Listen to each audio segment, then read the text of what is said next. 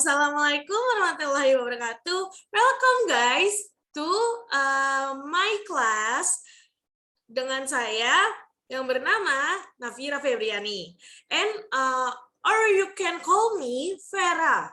Vera, okay? Vera. Today we are going to learn about simple past. It's been simple present, present continuous, present perfect, and we are going to simple past. The next tenses in my lesson.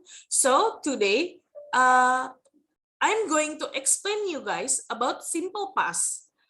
What is simple past? Exactly. Okay, I'm going to explain you. So the first is the function.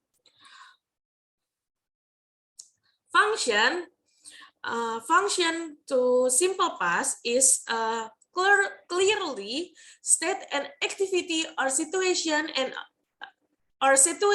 that occurred in the past. Maksudnya di sini adalah untuk menyatakan suatu aktivitas atau situasi yang terjadi dengan jelas pada masa lampau. Masa lampau di sini adalah masa yang telah terjadi atau yang kemarin kita lakukan atau bisa jadi tadi pagi kita lakukan seperti itu.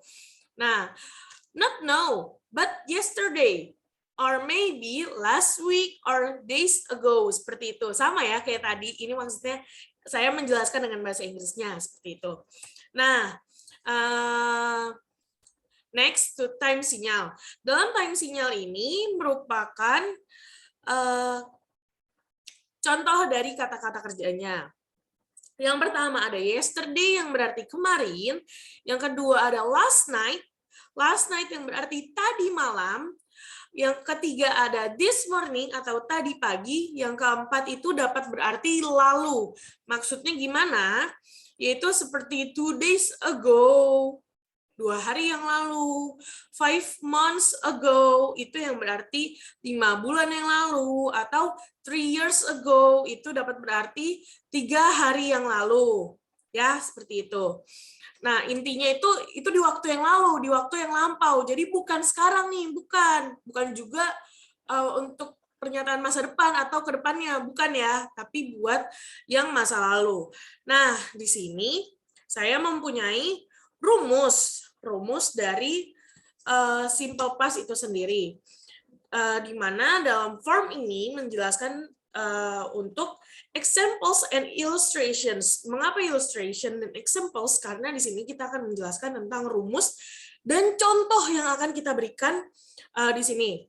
Yang pertama, for the first time kita dapat memakai kalimat subject, ya.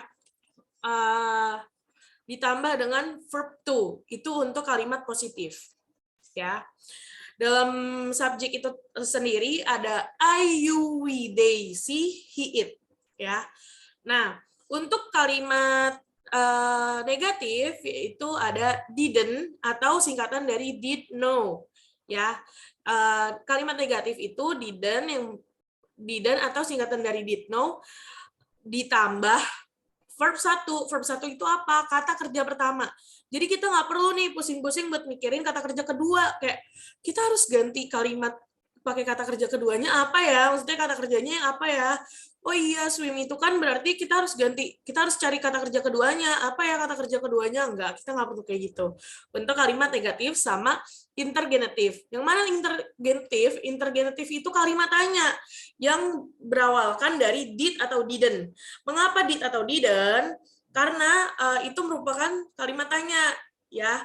Yang misalkan kita kayak nanya, kamu nelpon aku nggak sih tadi malam, kan kayak gitu, ya kan? Berarti kita bisa nyebutnya kayak did you call me last night, kayak gitu. Nah, dalam did atau didn't ini sendiri ditambah dengan kalimat subjek dan verb pertama. Oke, verb pertama, jangan lupa verb pertama, ya.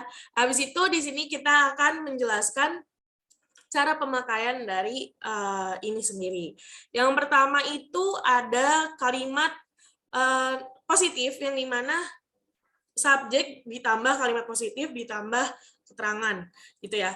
Misalkan nih, I ate steak last night. Apa artinya? Saya memakan steak tadi malam. Kalau misalkan kita nggak tahu kan bisa aja nih kita buatnya kayak